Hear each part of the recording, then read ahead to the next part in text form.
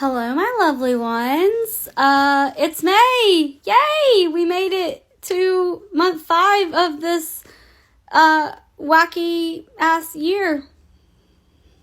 Hope everyone's doing well. I wanted to pop on and do my end of month book reading wrap up. Again, this year's been kicking my butt, guys. Like, I usually am so far ahead on my reading challenge at this stage than I am currently. I don't know. It's one of those things, man. I don't know what to tell you. But I thought I'd go through really quickly the books I did read. I'm not going to have a whole lot to say on them, but yeah, we'll just dive in. So the first one we finished for the month of April was it was our book club selection. One of my lovely book club members suggested this one, and unanimously we all really loved it. In fact, we loved it so much that Netflix, not that we have anything to do with this, but Netflix is turning it into a movie.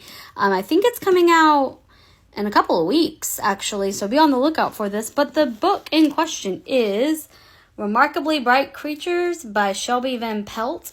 This book was so stinking good, you guys. Like, okay, so you follow mainly 2 main POVs. One is a octopus named Marcellus, and he is been rescued, and he's in an aquarium, essentially. And the other person that you really follow is Tova, who is a widow, and she is retirement age, but she's still active, and so she's working at this aquarium. She kind of does the cleaning after the aquarium closes, and she has kind of a weird, not weird, but an interesting friendship with the octopus. And yeah, it's guys, I can't even, like, it's so good. Such a good book. So I highly recommend. Like I said, Netflix is turning it into a movie, and I think it's coming out, I want to say it's coming out like in a few weeks, like yeah, like a few weeks from now. I can't remember the date exactly, but anyway, but yeah, Remarkably Bright Creatures. This was our book club selection for the month of March. And I finished it in April because I am bad at this year, apparently. Who knows? So that was Remarkably Bright Creatures. Loved it. Highly recommend. Very, very sweet story. The next one I read was Tendrils of Passion. This is the 3rd book in the Possession Chronicles. This author is a friend of mine, a local author to me, Miss Carrie Dalby. She's fabulous. This is Southern Gothic. Takes place in my hometown, Mobile. Actually, this one's more in Fairhope, which is across the bay from where I live, but general area.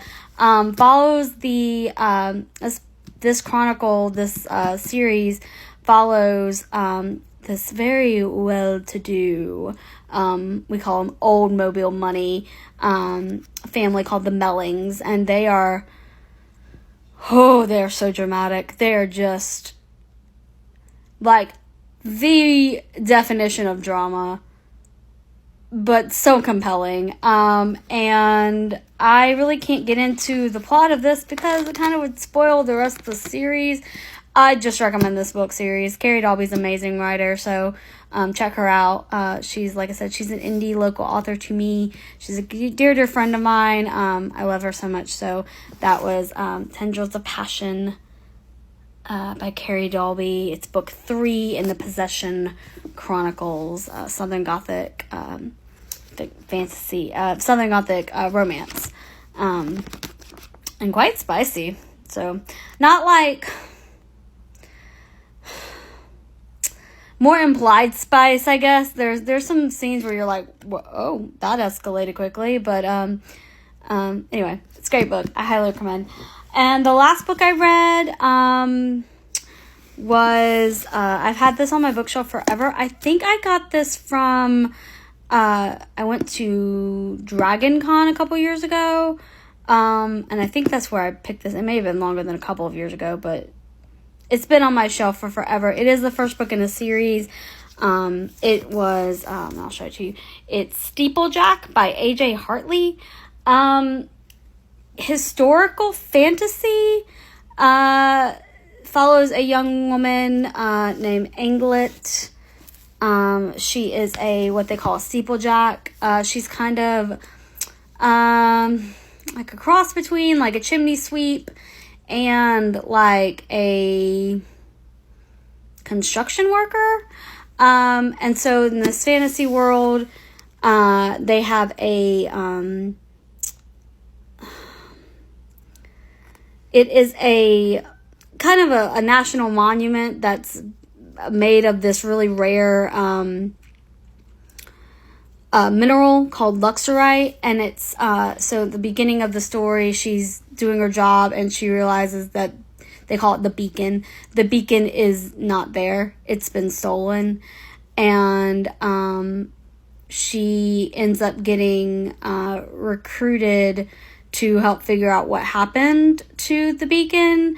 But also there was a murder of a young boy who was about to become her apprentice in this profession she has of being a steeplejack.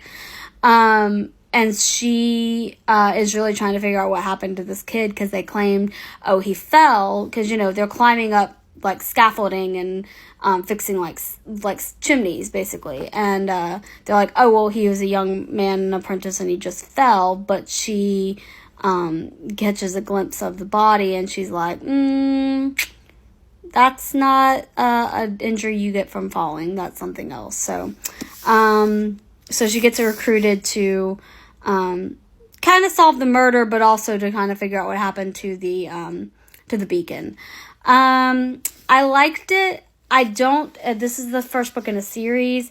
I don't think that I will continue reading the series just because it didn't grab me enough to like make me want to read the rest of it. It was a good book. It was fine, but this was actually our book club pick for April. Yes, for April. It was my book selection, and it was all right. But I probably won't keep that one or keep reading it. I mean, like I said, it was good, but it wasn't great. It wasn't me. I wasn't like, oh my God, it wasn't a page turner. Yeah, those are the books I read. I'm not keeping Remarkably Bright Creatures. That's hard to say. Because it's a library book, so it's going back to the library. The Possession Chronicles is mine, so I'm keeping it because I'm in love. God, Carrie Alexander Melling. And then the last one, Steeplejack, I'm probably not going to keep it. As I said, it was good. I didn't like hate reading it, but I don't see that I would read it again. But yeah, that was the books I read. Those were the books I read in the month of April. But yeah, so y'all have a good night. Happy reading. Do your thing. Let's stay happy, healthy, and positive. And I'll catch y'all later. Bye!